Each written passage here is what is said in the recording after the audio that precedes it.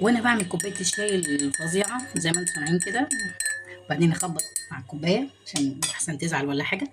اول حاجه هنعمل مع بعض بقى البيتزا او الميني بيتزا الفظيعه الخطيره اللي فيها جبنه موزه سايحه ونايحه زي ما انت شايفه كده. انا طبعا ما كنتش قادره امسكها على ايدي من كتر ما هي سخنه، وبجد كانت خطيره.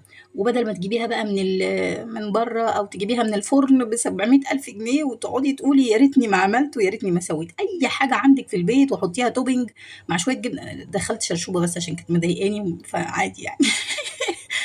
اول حاجه انا جبت هنا نص كيلو دقيق، وحطيت عليه معلقتين كبار من الخميره الفوريه، وبعدين حطيت معلقه ونص سكر.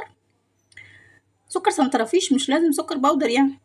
وبدات احط بقى توم باودر، بصل باودر، شويه اسمه ايه، قولوا معايا يا ولاد، شويه جنزبيل صغنطاطين، معلقه بابريكا هي اللي مخليه لون العجينه حمرا كده زي ما انت شفتي. وهتقلبي بقى المواد الجافه، هنا ده شويه ملح طبعا عشان انا كنت نسيت الملح، وقلبي بقى المواد الجافه، قلبي قلبي قلبي يا مدام. بس بعد ما تقلبي كويس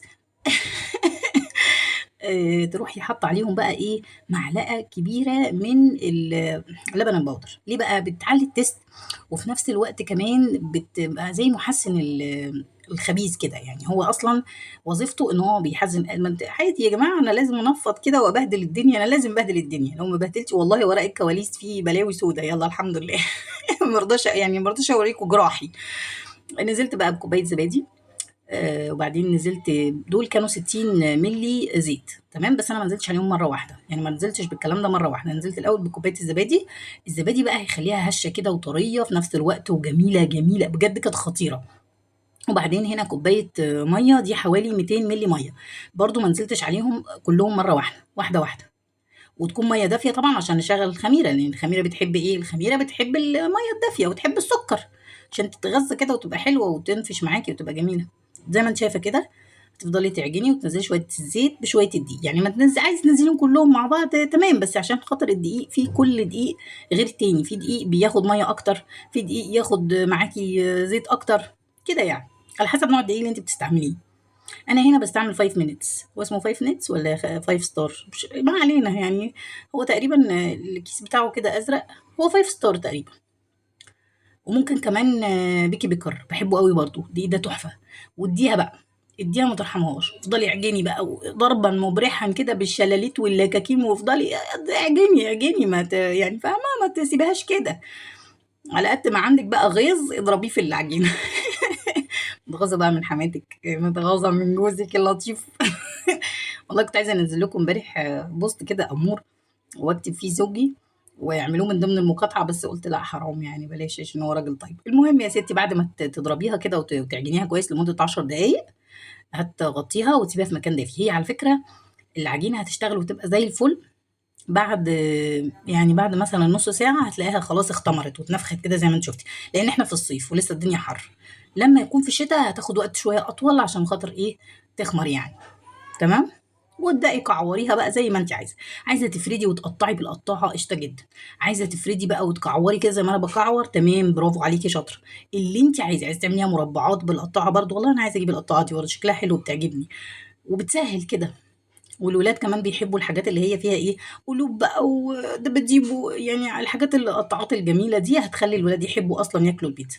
وممكن بقى تغشيهم وتحط لهم بقى ايه، شويه فلفل الوان، تحط لهم زي انا، هتشوفوا بقى التوبنج اللي انا هعمله.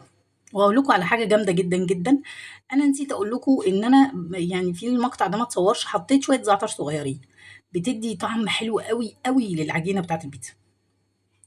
وابداي بططي وافردي، بس لازم تسيبيها طبعا بعد ما تفكيها كده من الكلام ده وتكعوريها، حاولي تسيبيها 10 دقايق ترتاح عشان تظبط معاكي وتفرد ومتبقاش ما تتكشش تاني منك.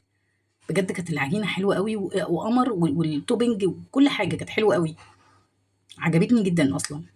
اللي هو انت عايزه تعملي 3 كيلو كده وتشيليهم في الفريزر، كل ما تلاقي نفسك قاعده زهقانه تروحي عامله كوبايه شاي لطيفه كده زي اللي انا عاملاها.